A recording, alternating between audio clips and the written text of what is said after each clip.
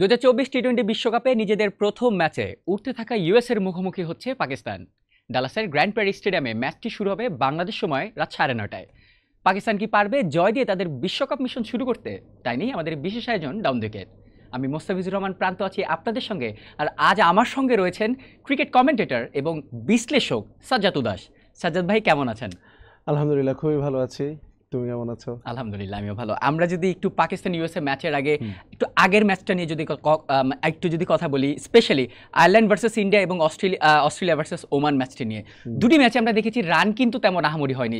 Ireland ইন্ডিয়ার ম্যাচটায় আমরা দেখেছি আয়ারল্যান্ড 96 রান অল আউট হয়ে গেছে, ইন্ডিয়া সেটা 8 উইকেটে ম্যাচটি জিতে নেয়। অন্যদিকে অস্ট্রেলিয়া কিন্তু আজকে মাত্র 164 রান করতে সক্ষম হচ্ছে ওমানের মতো দলের সাথে।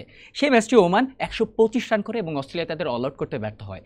কি মনে হচ্ছে এই পিচগুলো, বিশেষ করে এই বিশ্বকাপের পিচের সাথে মিরপুরের পিচের কি কোনো পার্থক্য দেখা যায়? মিরপুরের পিচের সাথে ওই ইন্ডিয়া আয়ারল্যান্ড ওই ম্যাচে যে পিচ ব্যবহার হয়েছে সেটার একটা পার্থক্য আছে। পার্থক্য হচ্ছে মিরপুরের পিচে টার্ন হয়, স্কোয়ার্ড আপ হয়ে যায় ব্যাটার, আর এখানে হচ্ছে যে টার্ন না, কিন্তু বাউন্স হয় উল্টাপাল্টা। কোনোটা পায়ের নিচ দিয়ে চলে যায়, কোনোটা মাথার উপর দিয়ে চলে যায়। সব কিছু মিলিয়ে পিচের আচরণ যে কে কী করবে সেটা যদি বোঝার কোনো প্রশ্ন থাকে, সেই প্রশ্নটাও মাথার উপর দিয়ে চলে যায়। এটা কাইন্ড অফ যে বাংলাদেশের ধান খেতে যে বোলিং করলে একটু উঁচু নিচু থাকে, বল একটা ইয়র্ক চলে যায়, একটা বল গড়িয়ে চলে যায়, একটা বল বাউন্স উঠে যায়, এরকম অনেকটা এই ধরনের হচ্ছে ড্রপ ইন পিচে। এখন সমস্যাটা এখানে আরো বেশি ডাবল করে দিয়েছে আউটফিল্ডের যে পুয়ার নেচার। আর যখন উপরে বল যাচ্ছে, মাটিতে বল পড়ে আটকে যাচ্ছে। সো মিরপুরে যখন আমরা খেলা দেখি যে প্রপার একটা শট যদি কেউ মারে, তাহলে কিন্তু ওই শটের জন্য ভ্যালু পায় ব্যাটাররা ডিউ টু দ্য আউটফিল্ড। তো ওই জায়গায় আমরা কিন্তু দেখছি নিউ ইয়র্কের যে পিচ ব্যবহার করা হচ্ছে সেখানে আউটফিল্ডের অবস্থাও খুব একটা ভালো না। আবার ওয়েস্ট ইন্ডিজে যেই খেলাটা, অস্ট্রেলিয়া এবং ওমানের আজকে যে সকালে যে খেলাটা হলো, সেখানে আবার দেখলাম যে টার্ন হচ্ছে বলে। স্টিল আমি বলবো যে ওই ম্যাচের জন্য আমি বলবো যে ইটস ওকে। বিশেষ করে ওমান প্রথম 10 ওভারে কিন্তু অস্ট্রেলিয়াকে একেবারেই চেপে ধরেছিল। বিলো 60 রান ছিল, 3টা উইকেট পড়ে গিয়েছিল। তারপর মার্কাস স্টোইনিস একটা ওভারে মেহরানকে দ্বিতীয় বলে যে ছক্কাটা মারলেন, সেই ছক্কাটা ক্যাচ হয়েছে, কিন্তু ফিল্ডার ক্যারি ওভার করে গেছে বাউন্ডারিতে। ব্যাড লাক, কিন্তু সমস্যাটা হচ্ছে ওই লাকটাতেই পুরোপুরি রাইড করেছে স্টোইনিস। ওই ওভারে 4টা ছক্কা মেরেছে। তো সব কিছু মিলিয়ে শেষ 10 ওভারে ঝড় বইয়ে দিয়েছে পুরো। তো অস্ট্রেলিয়ার কাছ থেকে এইটা আসলে এক্সপেক্টেড, কিন্তু ওই যে পিচের যেই জায়গাটা, সেই জায়গাটা থেকে আসলে হাই স্কোরিং গেম, এটা যদি ওমান না হয়ে আরেকটু বেটার কোনো বোলিং অ্যাটাক হতো, অস্ট্রেলিয়া 160+ করতে পারতো না। রাইট, আমরা যদি একটু অস্ট্রেলিয়ার বোলিংটাও যদি আমরা দেখি, যে স্টার্কের বোলিং সুইং খেয়েছে, ইয়র্কিং লেন্থে তিনি বল করতে পেরেছেন। এই ওয়ার্ল্ড কাপে স্টার্কের ইম্প্যাক্টটা কীরকম থাকবে? সদ্যই আইপিএল থেকে একদম আইপিএল ট্রফি জিতে কিন্তু তিনি ওয়ার্ল্ড কাপ স্কোয়াডে এই ম্যাচটি খেলতে নেমেছিলেন। আমরা এখন মিচেল স্টার্ক নামে ভারে অনেক বেশি বড় হয়ে গেছেন, কিন্তু সত্যিকার অর্থে কি টি-20তে পুরোপুরি ক্যারিয়ার বিবেচনা যদি করি, মিচেল স্টার্কের ক্যারিয়ার স্টেট কিন্তু অত ভালো কথা বলে না। মিচেল স্টার্ক যেটা হচ্ছে যে হি is a big game player. যখন ইভেন আমরা আইপিএলও দেখেছি, প্রথম দিকে মনে হচ্ছে যে 4 ওভারে 50 খেয়েছে, 60 খেয়েছে, 40-এর উপরে, ওকে এত টাকা দিয়ে কেন কেনা হলো। কিন্তু when it mattered he started performing. ফাইনালে এসে ট্রাভিস হেডকে প্রথম ওভারে আউট করে দিলেন। তারপর হচ্ছে যে ওই সানরাইজার্স সাথে তারা হচ্ছে যে ওই কোয়ালিফায়ারে গিয়েও কিন্তু মিচেল স্টার্ক প্রথম দিকে উইকেট তুলে নিলেন। সো মিচেল স্টার্কের ওই ইম্প্যাক্টটা রয়েছে। তবে আজকে মিচেল স্টার্ক 4র্থ ওভারে এসে যেভাবে আসলে ইনজুর্ড হয়ে মাঠের বাইরে চলে গেলেন, একটা কনসার্ন থাকবে। তারপরেও ক্র্যাম্পের উপরেই চলে যাবে বলে আমার মনে হচ্ছে, কিন্তু এখানেও অস্ট্রেলিয়ার জন্য আমার মনে হয় না খুব একটা ঝামেলা হবে। আজকে প্যাট কামিন্স তিনি রেস্টে ছিলেন, সো নাথান এলিস তিনি 28 রান দিয়ে 2 উইকেট পেয়েছেন। সো আনফর্চুনেটলি যদি স্টার্ক বা কামিন্স দুজনের কাউকে নাও পায়, তাহলে থার্ড পেসার হিসেবে কিন্তু এলিস রয়েছেন। যদিও থার্ড পেসার বললেও আজকে থার্ড পেসার হিসেবে হেজেলউডকে ব্যবহার করা হয়েছে। সো অস্ট্রেলিয়ার পেস অ্যাটাক সর্টেড। সো ওই জায়গায় হেজেলউডের সাথে স্টার্ক অথবা কামিন্স একজন যদি থাকে, Ellis can do the rest. এবার ওয়ার্ল্ড কাপে আমরা যেই ম্যাচগুলো দেখছি, প্রায় প্রতিটি ম্যাচেই রান কিন্তু আহামরি যে 200 হবে এরকম কোনো ম্যাচই আমরা দেখছি না। আইপিএল দেখতে দেখতে যেটা মানুষের অভ্যাস হয়ে গেছে যে প্রতি ম্যাচে হয়তো তারা 200 এক্সপেক্ট করে, টি-20 মানেই 200, কিন্তু আসলে কিন্তু সেটা না। একটা সময় টি-20 140 রানের কোটাতেও কিন্তু একটা কঠিন ফাইট দেওয়া যেত ম্যাচগুলো। এই ওয়ার্ল্ড কাপে কি আমরা এইরকম রানই সব ম্যাচগুলোতে দেখবো বলে মনে হচ্ছে, যে 150 থেকে 170-এর মধ্যে? আচ্ছা, প্রথমে একটা কথা বলি যে টি-20 মানেই মার্কাটারি ব্যাটিং ব্যাপারটা সেটা না। আজকে কিন্তু সকালে আরেকটা ঐতিহাসিক ম্যাচ হয়েছে। এক্স্যাক্টলি। উগান্ডা দে ক্রিয়েটেড হিস্ট্রি। তারা তাদের প্রথম বিশ্বকাপ খেলতে এসেই প্রথম জয়টা তুলে নিয়েছে। পাপুয়া নিউগিনি একটু খারাপ লেগেছে তাদের জন্য, কারণ আজকে তাদের বেস্ট শট ছিল দ্বিতীয় বিশ্বকাপ খেলছে প্রথম জয়টা তুলে নেওয়ার জন্য, কিন্তু সেটা পারেনি এবং ওই ম্যাচ কিন্তু আরো লো স্কোরিং হয়েছে, তারা মাত্র ৭৭ রান করেছে। তো উগান্ডারও কিন্তু এই ৭৭ রান করতে গিয়ে ৭ উইকেট পড়ে গেছে এবং ১৯তম ওভার পর্যন্ত খেলা হয়েছে। ওখানে আমরা কিন্তু দেখেছি রিয়াজাদ আলী শাহ, উনি 58.9 স্ট্রাইক রেটে ব্যাট করেছেন, ৫৮ বলে ৩৩, and he was the man of the match. Impact, হ্যাঁ ইম্প্যাক্ট সিচুয়েশন, একটা মাত্র বাউন্ডারি মেরেছেন, একটা সময় তিনি ২৫ বলে ৬ রানে অপরাজিত ছিলেন। তো টি-20 মানেই যে আমি নামবো ৪-৬ মারবো, ব্যাপারটা ওই রকম না। বাট হ্যাঁ, আমরা আসলে এই ৭৭ রান ৭৮ রানের ম্যাচও দেখতে চাই না। There must be a balance between the ball and bat. তো সেই দিক থেকে চিন্তা করে আমি বলবো যে কিছু কিছু অড ম্যাচে 130 140 সেটা ওকে, মেনে নেওয়া যায়, মজা হয় ম্যাচগুলোতে। বাট এভারেজ আমি যদি চিন্তা করি 160 থেকে 170, এই ধরনের ম্যাচগুলো আমার কাছে ব্যক্তিগতভাবে আমি মনে করি যে এই ধরনের খেলাই হওয়া উচিত, ব্যাট বলের মধ্যে একটা সমতা থাকে। রাইট। আমরা যদি এবার একটু আজকের ম্যাচের দিকে ফিরে যাই, ইউএসএ ভার্সেস পাকিস্তান, পাকিস্তানের এই ওয়ার্ল্ড কাপের প্রথম ম্যাচ আর ইউএসএর সেকেন্ড ম্যাচ। আমরা দেখেছি ইউএসএ কি করতে পারে। কানাডার বিপক্ষে অ্যারন জোন্স যেই ৯৪ রানের একটি ইনিংস খেললো, 10টি 6-এর একটি ইনিংস। আমরা আজকে পাকিস্তানের বোলারদের বিপক্ষে কি ওই রকম ইনিংস খেলা আদৌ পসিবল হবে? কারণ পাকিস্তান টিমে কিন্তু মোহাম্মদ আমিরও এবার ব্যাক করেছে এই স্কোয়াডে, ওয়ার্ল্ড কাপ স্কোয়াডে। কি মনে হচ্ছে পাকিস্তানের ব্যাটিং লাইন আপ থেকে কি বোলিংটা বেশি স্ট্রং? পাকিস্তানের বোলিং বরাবরই স্ট্রং এবং আমির যদি নাও থাকতো পাকিস্তানের বোলিং কিন্তু স্ট্রং। আমরা যদি দেখি আমির আসাতে এখন দেখা যাচ্ছে যে একাদশে কোন বোলারকে খেলাবে, কয়টা স্পিনার খেলাবে, কয়টা পেসার খেলাবে, এটা একটা প্রবলেম রয়েছে। শাহিনশাহ আফ্রিদি, হারিস রফ, টি-20তে এই দুইজন অটো চয়েস। এখন হারিস রফ একটু এক্সপেন্সিভ হলেও ওই পেসটা আসলে দরকার, ওটাকে আসলে ইগনোর করা যায় না। শাহিনশাহ আফ্রিদি নতুন বলে আমার কাছে মনে হয় যে শাহিনশাহ আফ্রিদি, মিচেল স্টার্ক আর ট্রেন্ট বোল্ট, এই তিনজন আসলে নতুন বলে যেভাবে একটা মোটামুটি গ্যারান্টি দেয় যে আমি প্রথম ওভারেই একটা উইকেট নিয়ে আসতে পারবো, এটা আর কেউ দিতে পারে না। So Shaheen Shah Afridi obviously automatic choice. বাকি রইল who will be the third pacer. So third পেসারের ওই জায়গায় এখন মোহাম্মদ আমির অটোমেটিক চয়েস হওয়া উচিত, কিন্তু এতদিন পরে তিনি আসছেন। এখন নাসিম শাহ, আমাকে যদি বলা হয় Nasim Shah is a better বলার দেন হারিস রফ, কিন্তু যেহেতু হারিস রফ অটো চয়েস হয়ে গেছে, তো আমির এদিকে শাহিনশাহ আফ্রিদি, এদিকে রফ, এদিকে নাসিম শাহ, একজনকে তো বসতে হবে। তাদের আরো দুজন পেস বোলিং অপশন রয়েছে, আবরার আর আব্বাস আফ্রিদি। ওদেরকে তো ধরছিই না আমি। এই চারজন এক্স্যাক্টলি সেটাই বললাম, চারজনের কতটা পেস নিয়ে তারা এইবারে টি-20 স্কোয়াডটা সাজিয়েছে। এই চারজনের নামের ভারে তাদেরকে ধরছিই না, বরঞ্চ আমার কাছে মনে হয় যে পাকিস্তানের স্কোয়াডে এই জায়গায় এই আবরার এবং আরেকজন আব্বাস আফ্রিদি যারা রয়েছেন তাদের জায়গায় একটা স্পিনার যদি নেওয়া যেতে পারতো, কারণ শাদাব খান তার জীবনের সবচেয়ে বাজে ফর্মে আছেন, তার উপরে পড়ে গেলেন Imad Wasim injury. Right. So Imad Wasim definitely auto choice ছিল, এখন আমার কাছে মনে হয় যে শাদাব খানকে আনতে হচ্ছে ইমাদ ওয়াসিমের ইনজুরির কারণে। সো ইমাদ ওয়াসিম যেহেতু বাদ পড়ে যাচ্ছেন, শাদাব খান একটা অফ ফর্ম প্লেয়ারকে খেলাতে হচ্ছে, আর ওইদিকে 3জন 4জন পেসার, 2জন মানে পুরো টুর্নামেন্ট শুধু শুধু বসে থাকবে। তো এই জায়গায় আমার কাছে মনে হয় যে ব্যালেন্সটা স্কোয়াডে ঠিক ছিল না, বাট স্টিল পাকিস্তানের বোলিং অ্যাটাক আসলে সমীহ করতেই হবে। আর শাদাব খান ইউ নেভার নো, ইউএস এর সাথে হয়তো বা ফর্মে চলে আসতে পারেন, লেগ স্পিনারের ওই এক্স ফ্যাক্টরটা তো আসলে সবসময় থাকবে। রাইট। আমি যদি একটু পাকিস্তানের ব্যাটিং সাইডটা নিয়ে কথা বলি, টি-20 ফরম্যাটে এখন যেভাবে খেলাটা এগোচ্ছে সে অনুযায়ী পাকিস্তানি ব্যাটাররা কি নিজেদের ওই লেভেলে এখন পর্যন্ত নিয়ে যেতে পেরেছে কিনা? পাকিস্তানের ব্যাটিংটা একটা ওয়ারি। গত টি-20 ওয়ার্ল্ড কাপে তারা রানার আপ হয়েছিল। আমার কাছে মনে হয় কি প্রত্যেকটা দেশের প্রত্যেকটা দলের একটা আলাদা ডাইনামিক্স থাকে। ফর এক্সাম্পল আমি যদি এখন বলি যে বাংলাদেশ ওয়েস্ট ইন্ডিজের মতো গিয়ে প্রথম থেকেই মারবে, সেটা সম্ভব না। Same goes for Pakistan.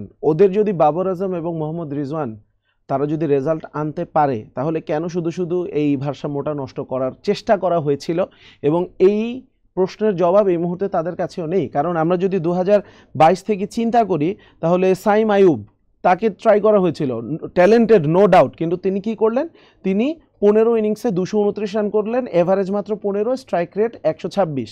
এখন যেই বাবর আজম এবং রিজওয়ানকে চলে না বলে সাইম আয়ুবকে নেওয়া হলো, এই সাইম আয়ুব, বাবর আজম এবং রিজওয়ান দুইজনকে চাইতেই এভারেজ এবং স্ট্রাইক রেট কম, মানে ইন্ডিভিজুয়ালি কম। যাদের রিপ্লেস করতে আনা হয়েছে তাকে বা তাদের সাথে খেলতে আনা হয়েছে তাদের চেয়েও কম।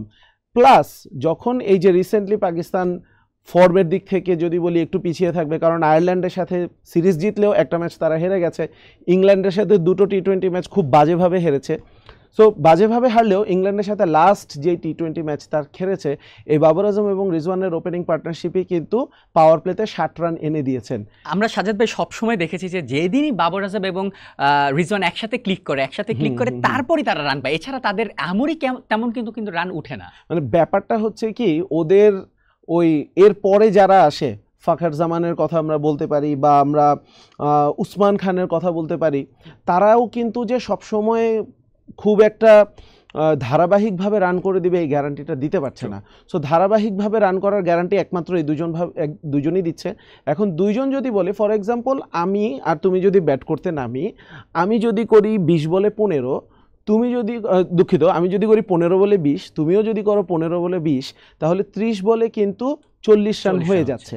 কিন্তু আমি মনে করলাম আউট হয়ে গেলাম, তো তুমি 15 বলে 20 করলা, আরেকজন এসে করলো হচ্ছে যে 20 বলে 22, তাহলে কিন্তু কিউমুলেটিভ রানটা এক হচ্ছে না। সো বাবর আজম এবং রিজওয়ানের প্রবলেমটা হচ্ছে একজন যখন আউট হয়ে যাচ্ছে, বাকিজন তো তার গতিতে খেলছে, কিন্তু অন্য পাশ থেকে সেই সাপোর্টটা আসছে না। সো এই জায়গায় উসমান খানের কথা বলি, ফখর জামানের কথা বলি, আবার ফিনিশিং টাচের জন্য ইফতিখার, তারা সবাই কিন্তু ফর্মের জন্য ভুগছেন। আর আজম খানের ব্যাপারটা হচ্ছে কি, ওই ফ্র্যাঞ্চাইজ লিগ আর ইন্টারন্যাশনাল ম্যাচেস আর টোটালি ডিফারেন্ট। এটা আসলে আজম খানকে দেখে বোঝা যাচ্ছে। লাস্ট ম্যাচে ইংল্যান্ডের সাথে তাকে মানে ক্যাচ মিস করেছে, ব্যাটিং এ তাকে দেখে মনে হচ্ছে ভয় পাচ্ছে, মার্কুড তাকে পুরো নাচিয়ে ছেড়েছেন। সো সবকিছু মিলিয়ে ব্যাটিংটা পাকিস্তানের জন্য বিগ ওয়ারি। সো বাবর আজম এবং রিজওয়ান তারা যদি 10 ওভারে 70 রানেরও পার্টনারশিপ করে, পাকিস্তানের সেটা আসলে মাথা পেতে নেওয়া উচিত। রাইট, আমরা যদি একটু টি-20তে পাকিস্তানের লাস্ট ফর্মটা যদি একটু দেখে নেই, লাস্ট 3টি ইন্টারন্যাশনাল টি-20তে পাকিস্তান 2টি হেরেছে, 1টি মাত্র জিতেছে।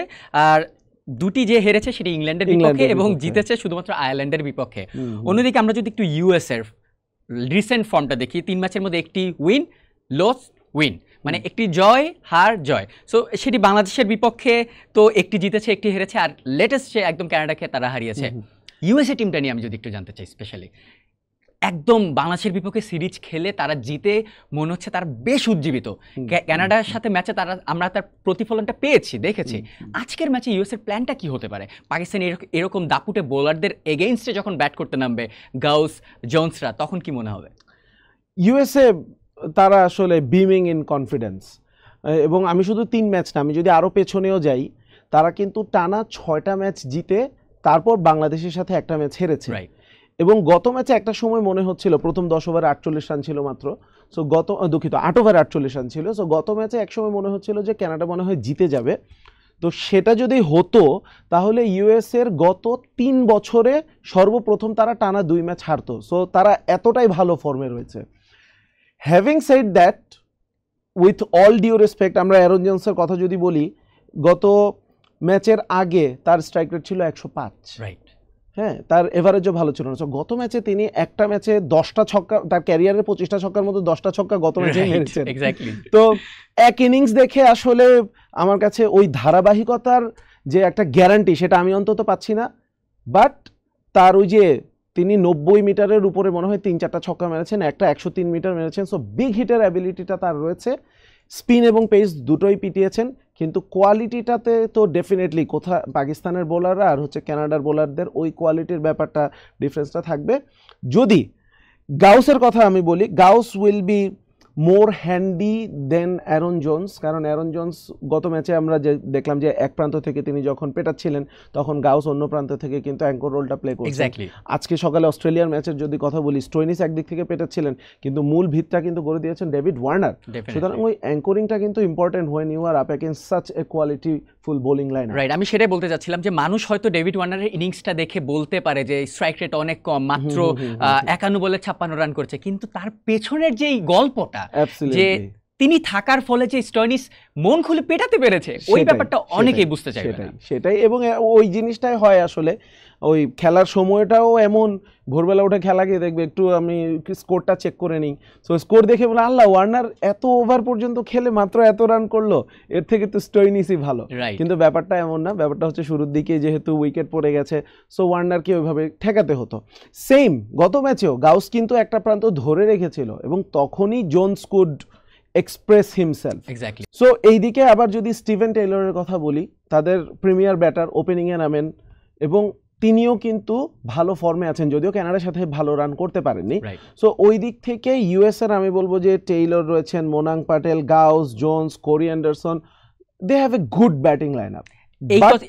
Is it enough against the Pakistani bowling attack? সেটাই হচ্ছে প্রশ্ন। এক্স্যাক্টলি। আমরা একটু প্রবাবল একাদশটা দেখে আসি। পাকিস্তানের প্রবাবল একাদশে রাখা হচ্ছে মোহাম্মদ রিজওয়ান, বাবর আজম ক্যাপ্টেন, উসমান খান, ফাকার জামান, শাদাব খান, আজম খান উইকেট কিপার, ইফতিকার আহমেদ, শাহিন আফ্রিদি, নাসিম শাহ, মোহাম্মদ আমির এবং হারিস রফ।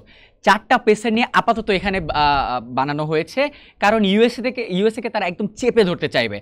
অন্যদিকে আমরা যদি ইউএস এর প্রবাবল একাদশটা যদি একটু দেখে আসি, সেখানে রাখা হয়েছে স্টিভেন টেইলরকে, Monank Patel captain and wicket keeper, Andries Gous, Aaron Jones, Corey Anderson, Nitish Kumar, Harmeet Singh, Shadley van Schalkwyk, Jasdeep Singh, Saurabh, Ali Khan.